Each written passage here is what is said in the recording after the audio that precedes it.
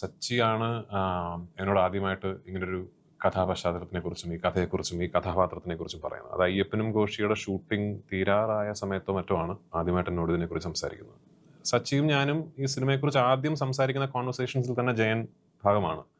കാരണം ജയൻ സച്ചിയുടെ associate director മാത്രമല്ല, സച്ചിയുടെ ഒരു ഓൾ ഇൻ ഓൾ ആണ് ആക്ച്വലി ജയൻ. അവർ വളരെ അടുത്ത സുഹൃത്തുക്കളും എനിക്ക് എത്രത്തോളം സച്ചിയായിട്ട് ബന്ധമുണ്ടോ അതുപോലെ തന്നെ, അല്ലെങ്കിൽ അതിലപ്പുറം ജയന് സച്ചിയായിട്ട് ബന്ധമുണ്ട്.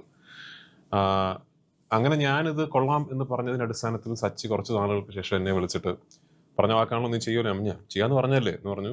അപ്പോൾ ഞാൻ എപ്പോൾ ഇന്ദുഗോവനെ വിളിക്കും എന്ന് പറഞ്ഞിട്ട് എന്നെ വെയിറ്റ് ചെയ്ത് നിർത്തിയിട്ടാണ് ആദ്യമായിട്ട് ഇന്ദുവിനെ സച്ചി വിളിച്ചിട്ട് എനിക്കിത് സിനിമയാക്കിയാൽ കൊള്ളാം, എനിക്ക് തരുമോ എന്ന് ചോദിക്കുകയും ഇന്ദു അയ്യോ സന്തോഷം എടുത്തോളൂ എന്ന് പറയുകയും അപ്പം തന്നെ സച്ചി എന്നെ തിരിച്ച് വിളിച്ചിട്ട് എല്ലാ സെറ്റും നമ്മൾ ചെയ്യുന്നു എന്ന് പറയുകയും അങ്ങനെയാണ് അത് സിനിമ ഓണാകുന്നത്.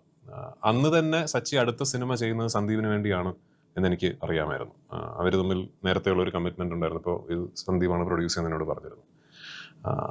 പിന്നെ ഓഫ് കോഴ്സ് സച്ചിയുടെ വിയോഗം സംഭവിച്ചു. അതിന് ശേഷം ഇത് സ്വാഭാവികമായി ഇത് എത്തിപ്പെടേണ്ടത് ജയന്റെ കൈകളിൽ തന്നെയാണ്.